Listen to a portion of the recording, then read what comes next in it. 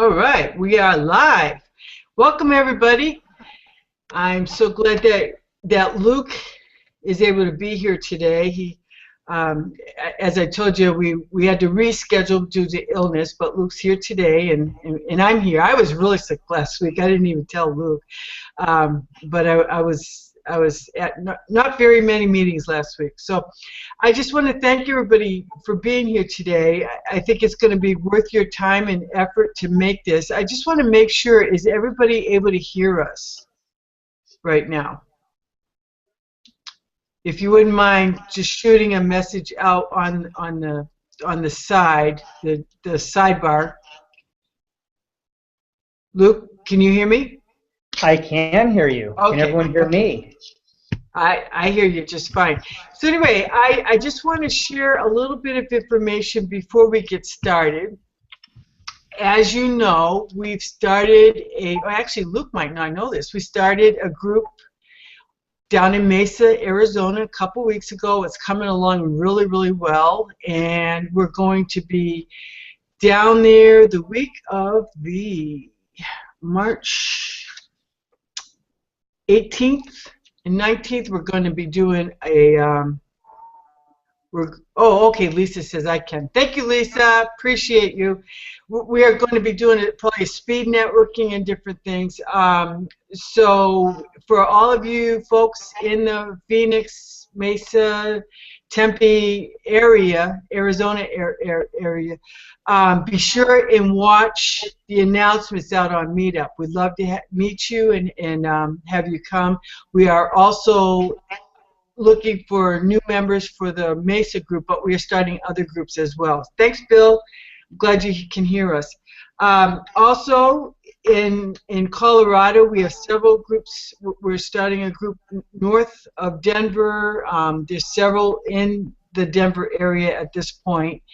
And if you are interested in anywhere in Seattle, Portland, Denver, or Arizona, email me. You always get my email since you've RSVP'd. It's my email that your information in questions go to. So be sure and email me if you have interest. If you're not in any of those areas and you are interested in I Take the Lead, just let's start the conversation now. So just go ahead and email me, Becky@ITakeTheLead.com. With that, I am going to introduce Luke Adams. He's a marketing consultant. And this is his third webinar that he'll be doing for us, the networking webinar. And the first one was how to network a room. The last one was marketing versus sales and where does networking fit in. And they've both been big hits. They've gotten a lot of views on YouTube. And so Luke is a polished speaker, as you'll get to see today, and I love this presentation because it really teaches us how we don't have to stay in front of our contacts all the time, how we can be the people that they naturally come to when they have a need. And so I'm just going to hand it over to Luke and let Luke take it from there. So thanks, Luke. Thank you very much, Becky. So my name is Luke Adams, and I am with CR Squared Marketing. I help my clients build credibility, relationship, and reputation. And a lot of that is through the networking. Today we're talking about how to network a room, and let me get my slideshow up here. So I'm going to have Becky to actually be paying attention here so that she can read the questions if anything comes in. See it. Can you see that? Hello? Yep, I made you the main. I was seeing my picture. Perfect. So now I see you. Yep. Perfect. So how to become your network's Google is the presentation today, and what we're going to be talking about is what is it that you're going to do to become your network's Google. Everyone knows that if you need something now, what do? Well, you do a Google search. Well, what if that wasn't the case? What if every client and every business associate, and everyone that you knew, if they needed something, they would actually call you first? You would become your network's Google. Now, this is an interactive presentation. Even though I can't see the comments, Becky can, and so she will ask them as they come up. So don't feel hesitant to ask a question here or there. We will answer it as quickly as possible. There might be a little bit of a delay, but we will get your questions answered. So to start with, we're going to talk about developing relationships with your network, sharing your network through your clients, sharing your network with your networks, and then bringing people together. Developing relationships with your network.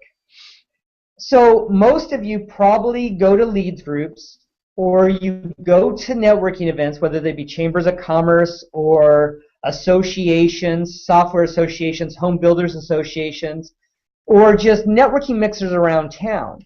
Well, that's a great introduction. What I actually, in my How to Network a Room, I discuss how do you dissect from 300 people getting to the people you really want to talk to. That's kind of like part one. Once you have let's say 100, 200, or even 500 business cards, now what do you do? So this picks up from having that stack of 500 business cards. What do you do with them? Well, the first thing is you have to have a content management, a contacts management system of some sort where you can easily access all those, because a card box or a shoe box filled with business cards is never a good thing. You're never going to get through them in a timely fashion. Once you actually meet the people, though, you still don't know whether you're going to be able to trust them to actually be affiliated with your clients. You don't know whether they're a prospect, a potential client, or anything. So the first thing you need to do is one-on-one meetings. One-on-one meetings is the number one thing. That's 30 minutes to maybe an hour of time where you're getting to know about them.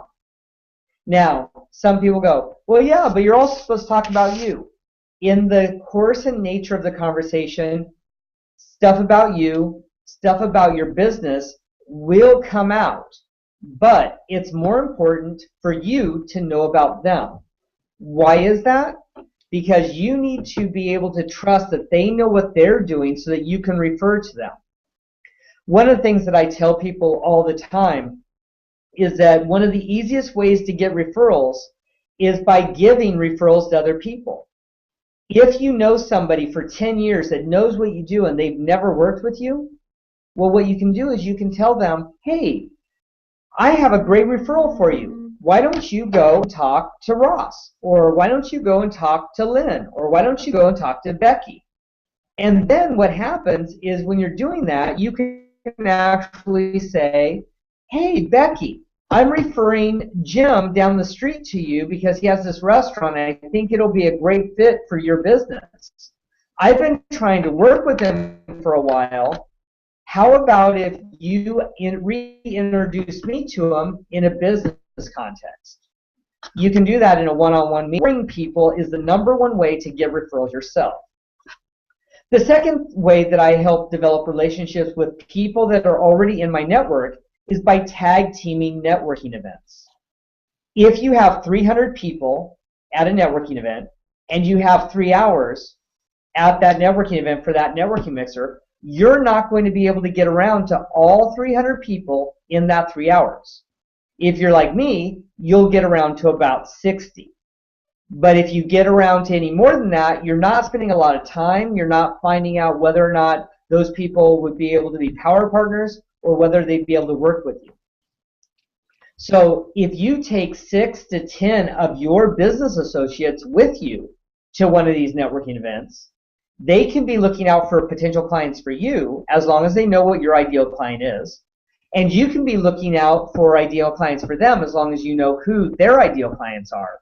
And you can cross-refer at that event. How valuable are you when you actually refer somebody who's their potential client and they didn't meet them yet? It gives a lot of value, which goes to point number 3. You want to show your value to your networking associates. If your networking associates don't believe that you're a value, you're not going to get referrals. If they don't believe that you're valued, you're not going to be one of the first people that comes into their mind. So you need to show value. How do you do that? You help them get clients. You help them get power partners. You help them. It's really important that you understand it's not about you, it's about them.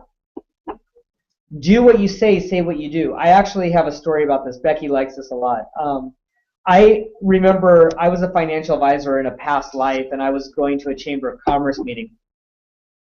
There was an insurance agent that was going around to every financial advisor and every mortgage broker, and they were going up to them and saying, I am an insurance agent, and I want you to be the only person I refer to ever as mortgage.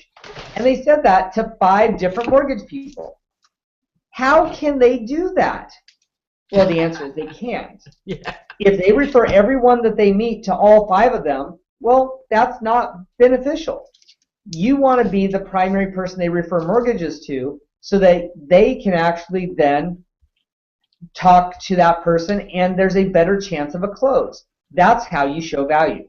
So if you say that you're going to refer all your business to one person, don't refer it to 5 different people all the same. Refer all your business to that one person. Do what you say what you do. Does that make sense to everyone? Absolutely. Yeah. You also want to share your network with your clients. This is kind of funny because a lot of people have client meetings. I want to take a quick poll here, and please type into the chat bar if you have it. How many client meetings do you have in a given week? How many client meetings do you have in a given week? Are you getting any responses, Becky? Not yet. You know, it's a really tiny group today. I am wondering. I assumed that everybody who had signed up last week would already be on here, and I don't see any of them on here. So I'm going to have to send them the replay. That's too bad. No problem. I completely understand. Yeah.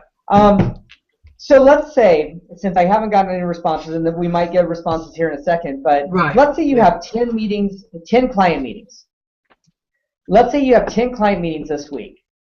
Well, if you want to average 1 referral per meeting, so I say every client meeting, every prospect meeting, every one-on-one meeting that I have, I go in with the mentality that I'm going to try to give each person 3 referrals to people that they need. Someone might say they need a bookkeeper. Other people might say they need pest solutions. Other people might say they need to lose weight. Other people might say they need a great restaurant. Whatever it might be, I want to actually give each client, prospect, business partner, anyone that I have a meeting with, I try to give 3 referrals to that person to meet their needs. If I try to give 3, I'm going to probably average 1 quality, good, bona fide referral per meeting.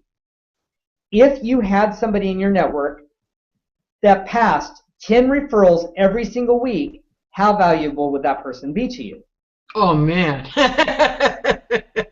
They'd be it wouldn't gold. necessarily have to mean that all the referrals were being passed to you. But if you had somebody that was actively passing 10 referrals a week to the various people that they work with, you know that you're in the mix someplace. Right. That's going to be somebody that's going to be very valuable, and you're going to want to take care of them. Well, think about it from the reverse side. What if you were the person that passed 10 referrals every single week, every single year? How valuable would you be to everyone that knows you? So that's the most important thing, is that you want to try to give 3 referrals for every meeting you go to. And then at that point, you'll average 1, because there are some people that you don't feel is a fit for anyone you know. But if you try 3 times, you might actually find somebody that would fit with that person. And if you can average 1, so let's say 1 meeting you give 2, 1 meeting you don't give any, and the next meeting you give 3, well, you're averaging over 2 per meeting. And that actually shows that you are a good quality referral giver. The second part of this is client follow-up. And we all know that if we have a client, we're going to follow up with them. We're going to check in with them. We're going to figure out what they need, what they don't need. We're going to do great with our clients. But how many people follow up on referrals that you've given to your client? So you had a client meeting and you referred your client to a landscape person, and you referred your client to a bookkeeper, and you referred your client to an insurance person, and you passed those 3 cards to your client for your client to call. We asked the client, so Jane, is it okay if I have these people call you? And she says what everyone says, you know, it's okay, I've got their cards, I'll call them. That technically, and you can ask Becky if you don't believe me, but that technically is not a referral that has been passed. Exactly. Not and I take the lead anyway. If you pass business cards and you do not and the client does not give you permission to have those people call them, that is not a referral. That is you passing out people's names. Which again, do that. That's a very good thing to do. But then you need to follow up on every single business card that you passed out or every single phone number you passed out. Follow up with them 2 weeks later. Hey Jane, you were really wanting to talk to Lenny and to Becky and to Steve. Have you called them yet? No, I haven't. I lost their cards. I can't believe it. I left the meeting and the cards never made it into my portfolio. Well, this time, can I get them to call you? Then it becomes a referral. Now you're showing your power partners, your business partners, your networking associates, you're showing value. Does that make sense? Absolutely. I wanted to mention that for the client meetings, just so you know, get an idea who you're talking to. You asked about how many client meetings they have per week, and Lisa did answer, and I'm not sure who Lisa is, but she said 0. Willie, and I'm pretty sure Willie is with Legal Shield, and he said 5 client meetings per week. And then Brian Billups is a mortgage lender, and he said maybe 1 per week. And that's great. But even if, Brian, you have 1 a week, how many, okay, so that's client meetings. How many, and I'll ask this to Lisa, how many meetings with people do you have every single week? Like you're meeting with them it's a one-on-one situation. Any person you're meeting one-on-one to discuss business, to discuss hobbies, to discuss anything is an opportunity for you to refer. This is the power of being your network's Google. When people need something, now here's the key, guys. When people need something, who do you want them to call? And no, the answer is not Ghostbusters. Yeah. You want them to call you. So who are you going to call? Luke. Who are you going to call? Luke. That's what you want to get them to say. So Lisa, who do you want them to call? Lisa. Becky, you want them to call you. If you need something, if you're somebody that knows you need something, you want them to call you first. Absolutely. That's what this is all about. What was that, Becky? I said absolutely, yeah. So basically what's going to happen, guys, is that you want to go outside the box. You want to develop a large network of people that you know. Those people need to be people you trust. If you don't completely trust them, let's say it's a new contact, tell the prospect or the client or the power partner or the person that needs that person's services, tell them the truth. Becky, you should really call Lynn. I just met Lynn the other night, but you need somebody that takes credit cards. He can actually set you up with credit card processing. I don't know from personal experience whether or not he's good or not, but here's a referral for you. You can schedule it and you can mandate the fact that you don't know him, but I'm still meeting your needs. The next time that they have a question or they have a need, you will be one of the people that they think about. Absolutely. Lisa changed that. She misunderstood the question. She said, LOL. She said she tries to have 3 to 5 meetings per week. Okay. With people. Yeah. So that to me is pretty reasonable, I think. So if you're having one, like a mortgage broker, absolutely you have one. But every time you meet with that one client, because you might have to meet with them 2 to 3 times over the course of getting their mortgage, you should ask them if they need anything. The natural ones for a mortgage broker, financial advisor. If they're talking to you before they actually sell their house or buy their house or whatever, maybe it's a real estate agent. Maybe it's an insurance agent. All of those are natural tie-ins, but it could also be, for a mortgage broker, you should get in with a handyman, somebody that remodels homes, maybe a pest guy, because people have house solutions. You're working with a house, whatever, a painter, whatever it needs for a house, you should have a referral source because people will call you for that. But then go beyond that. Make sure that you have people that can do payroll because business owners buy houses. So you need to have a wealth of people that when somebody needs something, they call you because they know that if you don't know somebody, you know somebody that knows somebody, and you can get them a quality person at an affordable price. So the last one, I touched base with this a little bit before, and that's prospects you want as clients. This one's kind of intuitive. It's not something that a lot of people think about, but I mentioned it earlier.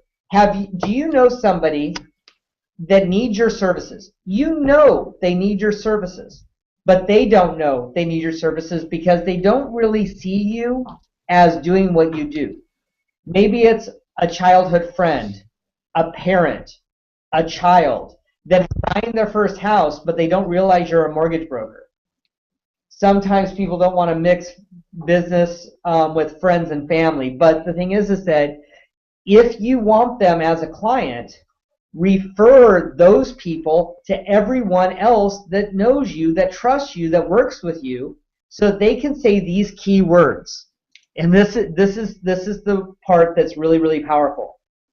If I were to tell Becky, I'm referring you to Bob. Bob is someone that needs a lot of marketing help, but he just doesn't see me as a marketing person because I've known him for 20 years. So I would like you, when you actually talk to him and you get a relationship with him, I'd like you to say these words. So you work with Luke, right? How powerful is that? You're making a presumptive close for me. And Bob goes, no, I don't work with Luke. Why would I work with Luke? Yeah. Oh, you're in business. I thought for sure you'd be using Luke for his fabulous marketing abilities. Luke does marketing? Really? Because he would know me from being, let's say, an Eagle Scout, or from the Army, or from basketball camp, or from basketball, or whatever. He doesn't see me in the professional situation because we don't associate with each other in that area. Does everyone here online know who Paul Allen is?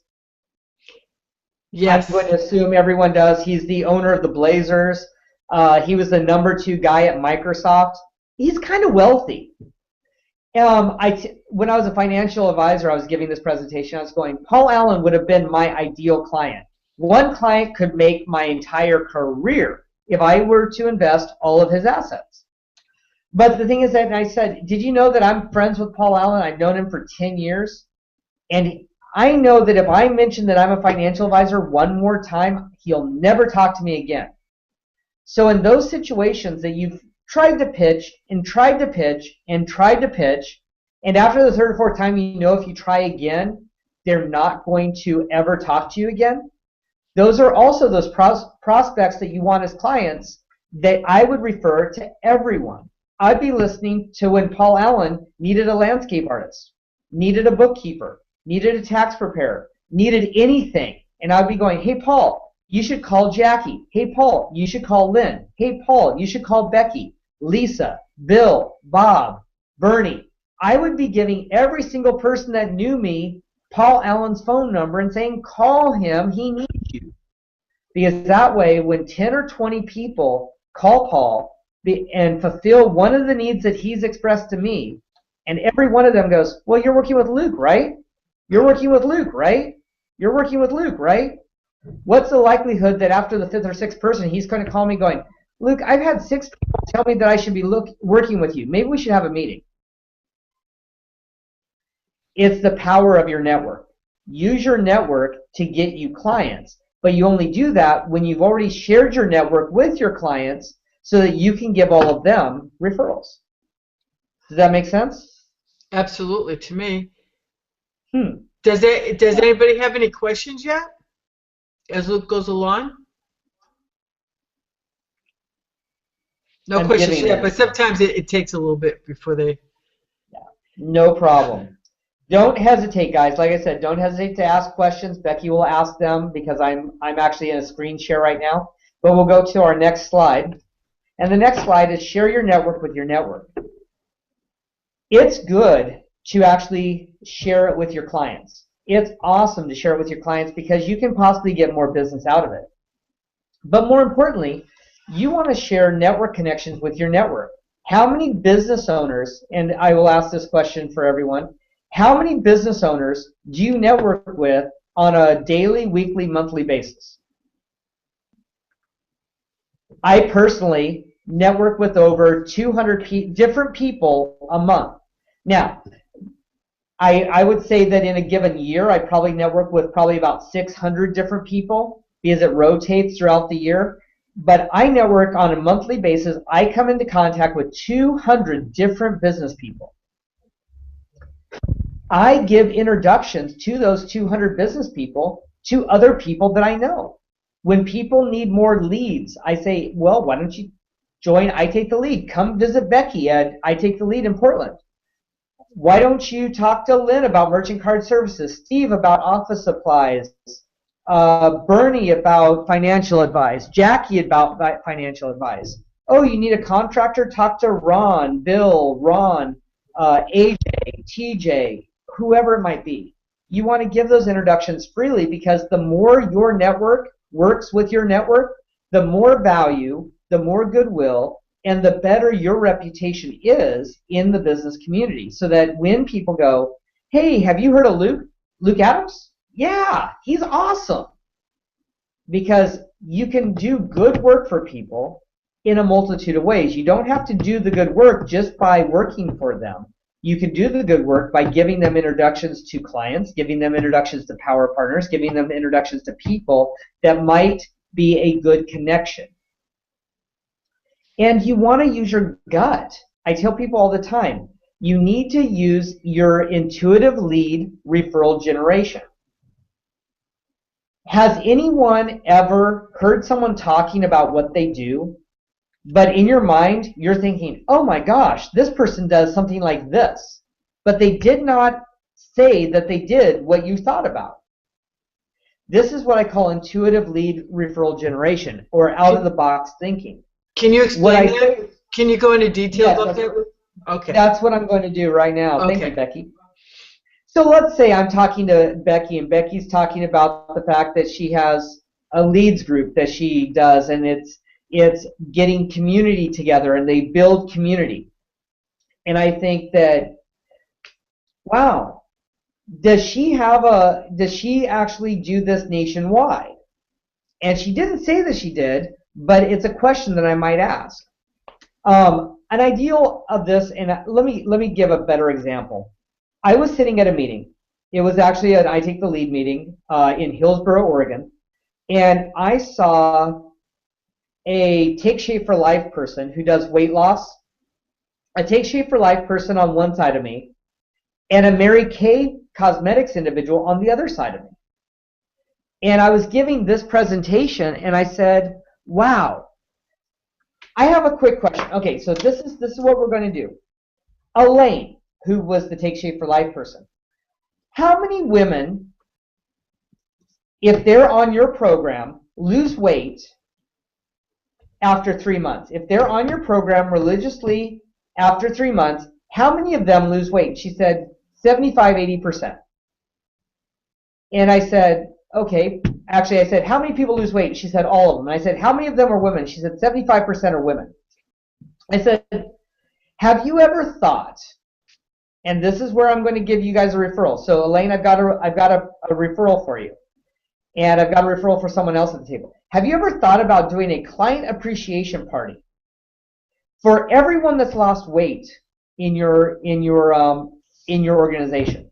She goes, no, I haven't thought about that. Think about a quarterly success party for everyone that's lost weight. You invite them all, and here's where the referral comes. I'm going to refer you to your Mary Kay Cosmetics person here.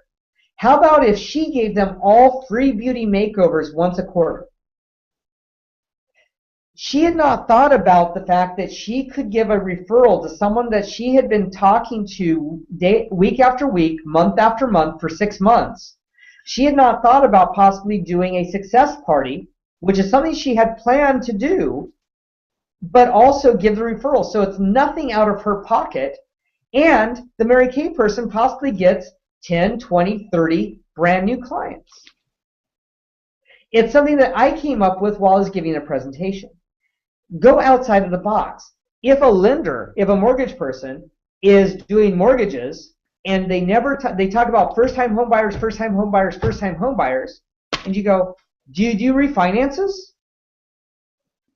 Logic would say, because we all know the mortgage industry, that yes, mortgage people do refinances. But if you don't ever mention it, it might be something that is a question to ask. Well, do you do refinances that could possibly work with a financial advisor to get people out of debt? Yeah, we can do that. Go outside of the box to help people think of a brand new idea that may not cost them a dime in marketing, may not cost them a second in extra work, but it could be a brand new segment of income and revenue. How valuable would you be to that business partner by giving them something a little bit different? The answer is you'd be invaluable to that person. They're going to be thanking you so much because you just opened up a brand new wealth of revenue sources for that individual. The most important thing about sharing your network with your network is it's not about you. Where in the title, share your network with your network, is you as the individual. The only thing that's there is it's your network that you're sharing with your network. You're not sharing your network with you. You're sharing your network with other people. If you have a truly free giving personality, and if the referrals you give really have no strings attached, it's not about, Becky, I'll give you 100 referrals this year if you give me 50. You can't do that. I'll give you 100 referrals if you give me 1. You can't do that. You're giving the 100 referrals out. You will get referrals back. It's just a matter that it's not about you. Don't do it for you. Do it because people need the services that you're referring to others, and it's going to come back to you because of the way karma works. Exactly. What goes out comes back. What's that, Becky? Oh, exactly. I totally, yeah, absolutely. I totally agree with that. So you have to make sure that you're doing it out of the goodness of your heart, not to actually be physically rewarded right then and there. The reward will come. Becoming your network's Google is not about you. It's about bringing people together. And that's the only thing on this slide. It's because bringing people together is the most important thing. You want to be the connector. You want to be, again, I repeat, the connector. You want to have everyone call you so that you can connect them to the right personality, the right product, the right service, the right thing that they need at the time and space that they need it. So, does anyone have any questions on becoming your network's Google or anything else? And by the way, that is my contact information. And I'm excited to announce I'm going to be sending this out. And sorry, if any questions are coming in, I'm trying to delay so that questions can come in. I am going to be doing a teleclass starting in April. I don't have the exact date or the exact day, but I'm going to be doing a weekly teleclass. It'll be for 4 months. Right now, I'm slotting it at $150 a month, so that's a total of $600. But if you contact me and you mention that you are with I Take the Lead, I'm actually giving a $200 discount on that, so it's only going to be $100 a month. If you pay for it all up front, it's $400. If you pay for it not all up front, I can probably make a couple of payment arrangements, but it's $400 for the 4 months, so that's $100 a month, and it'll be invaluable. It'll talk about marketing all the way through for your small business. If you're a salesperson, If you're a salesperson, it's going to be about marketing specifically for you, because if you market rather than sell, you're going to get a lot further along. Right. And okay, so and it's a teleseminar, not a webinar, teleseminar on the phone? It's going to be a teleseminar. Okay. It's going to be a teleseminar just because I know that if you're doing it 1 hour a week, it's really hard to actually make sure that you're in front of a computer every single time. So even though I have a really pretty face and I'm very dynamic, I can also be dynamic just on voice. I'll be giving handouts every single week so that people will have a list to follow along with. Oh, and it will be nice. recorded. Oh, and okay. it will be recorded. Yeah. Well, there's a lot of really successful teleseminars, so yeah. Oh, that's great. You probably read that now. Lisa says she loves the idea of a success party. Lisa, what kind of business do you have? And since I know, actually, we have a gentleman on the webinar. I believe Bill is still on it. He does videos for businesses. Willie, like I said, does Legal Shield. Do you have any, and Brian's a mortgage lender, do you have any specifics, any ideas about how they could be sharing their network with their network? Out of the box Oh, thinking? absolutely. I mean, guys, as far as that goes, it's about different of a marketing plan. I mean, a lot of it depends on who you are as a person, what your passion is, exactly what do you want to actually put out there. But for the most part, I think that like Legal Shield, Willie, we've talked in the past. I think that anytime that you're in a franchise situation, it's important to make sure that you have your own brand, that you brand yourself. Stay away from drinking the Kool-Aid from the parent organization. Even as a mortgage broker, you want to do the same thing because you are paid on commission. It's really important to understand that if you're paid on commission, it doesn't help if you build up your mortgage company's brand. When they call in, they're going, I just remember the mortgage company. I don't remember the gentleman's name that I talked with. Well, now it's going to be a randomness as to whether or not you get that client. And so it's really important that when you are out there marketing, you're marketing not just for your company, but you're also marketing for you. And you create the brand for whatever you're doing. It's different for me because I am the brand and it's my company, so I don't care. I'm developing the brand for CR2 marketing. But if you're working as a sales professional, you want to develop your brand so that if you happen to go to another company or whatever, that you're not looked on as the face for that company because that company may not have a very good reputation at some point, and you might not want to be associated with them.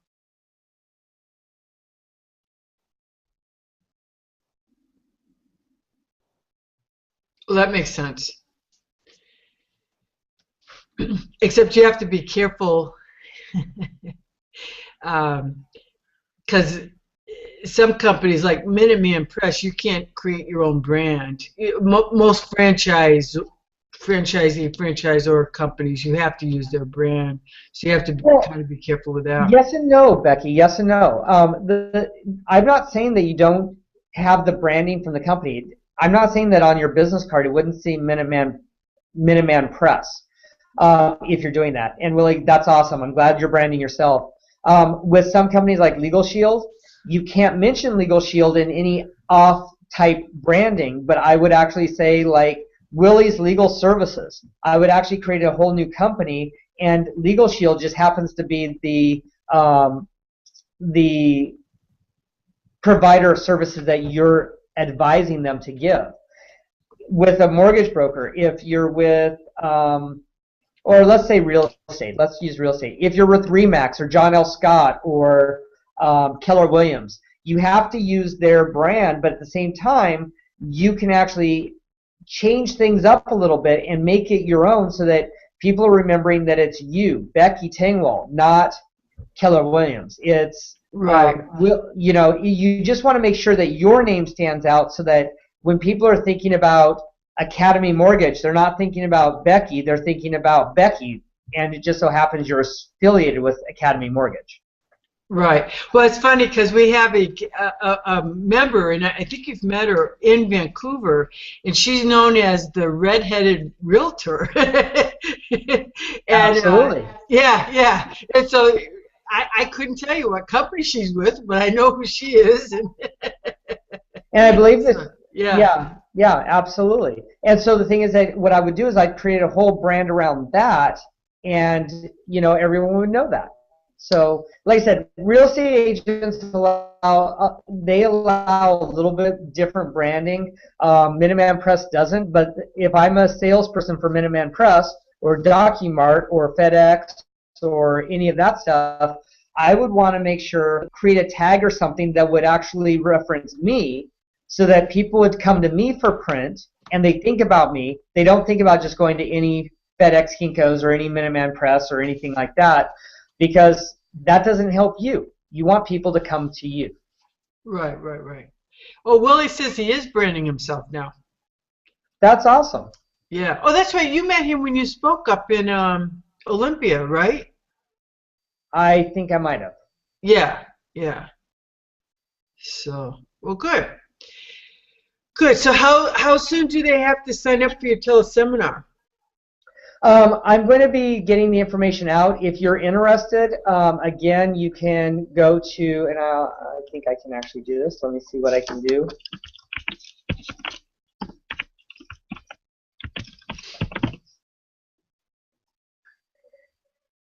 If you happen to email me and just tell me that you're interested, I will, or you can, actually, I guess I should probably put,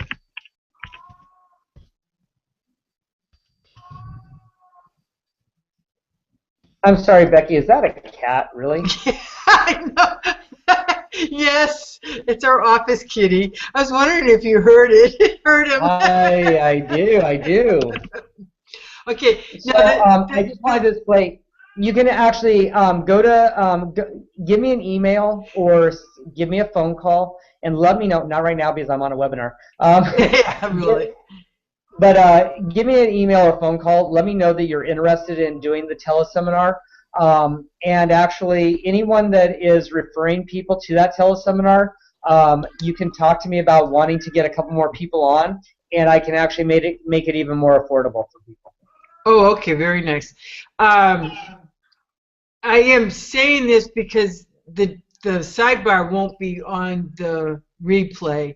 So it is Luke, L-U-K-E, at CR2, the number 2, marketing.com. Or your phone number is 971-217-6050.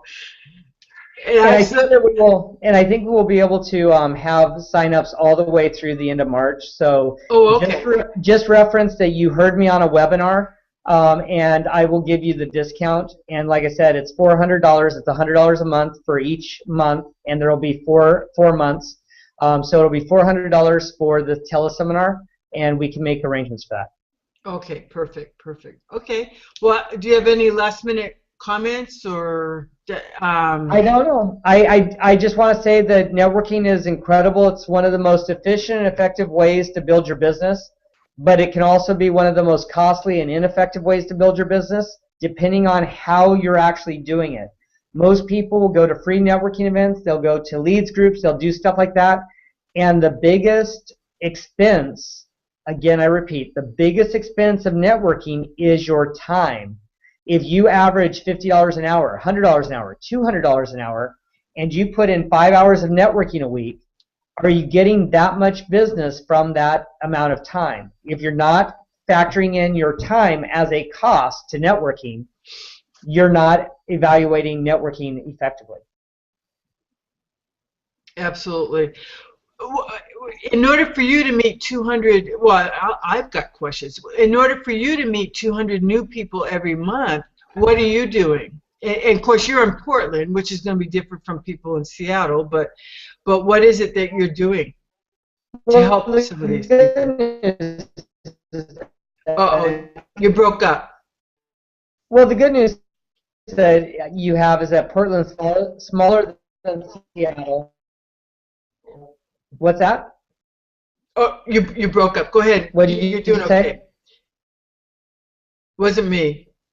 So basically, Portland is smaller than Seattle. Portland's smaller than Denver.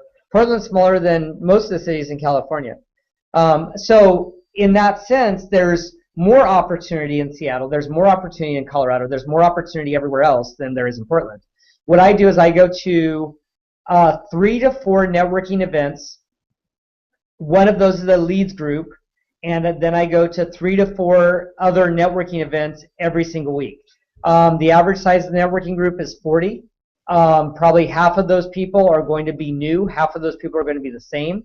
And then I go to generally one that's a little bit bigger than that. So again, if you think about 200 people a month, it doesn't take much. You could go to an event that has 50 people every single week, as long as 25 of those were new people coming in. As long as 25 are new people coming in, you said? Yeah, as long as you have if you, let's say for example, you have 50 people this week, you've met 50. Next time, 25 of them are the same, 25 of them are new. So then you have 75. And then you have the next week, it's 25 new ones. That's 100. And so again, if you get 2 of those groups, you've got a whole, you're actually meeting a total of 200 people. Right. Numbers add up real quick. Well, I thought I might let you know. Well, let me see.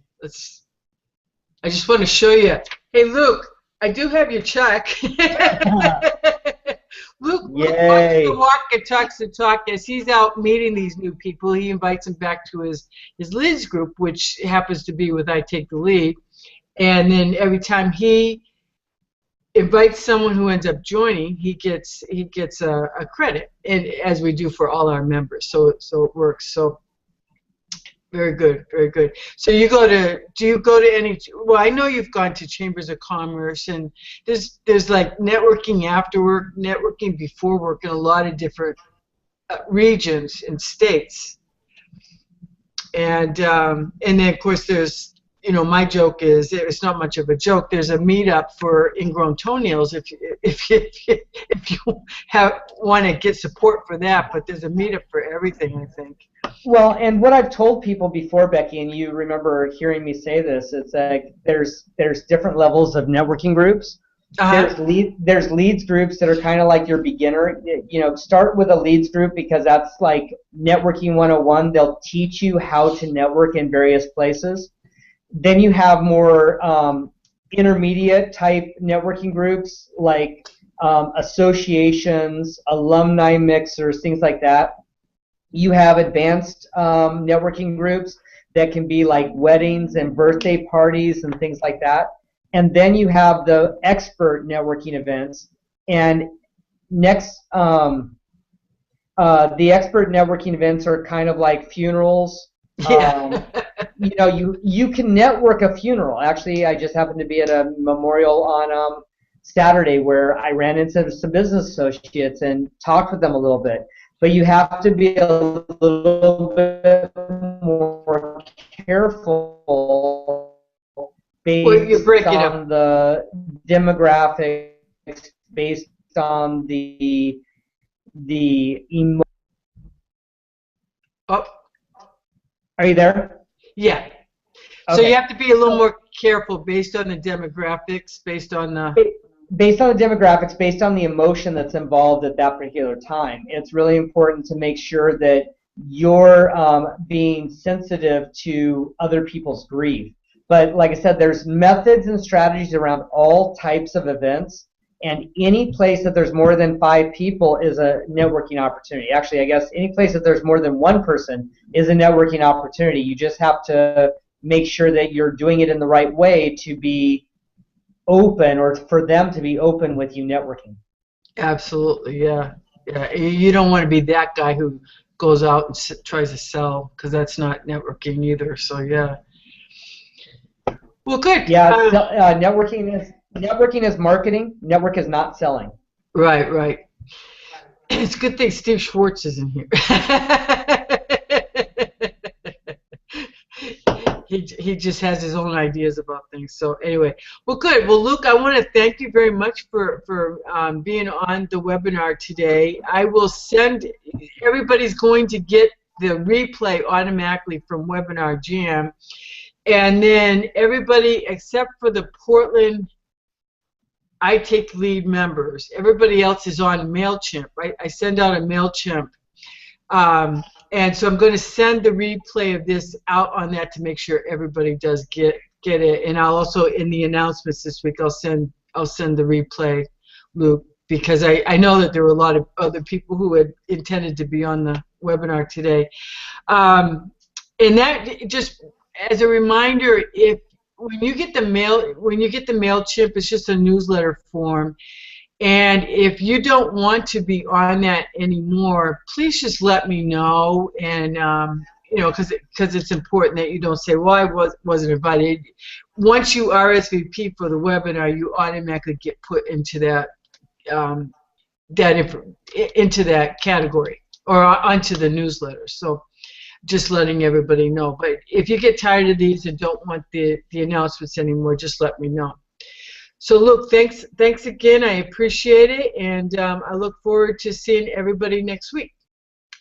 Take care, everyone. Thanks for having me on. Okay, thank you. Bye-bye.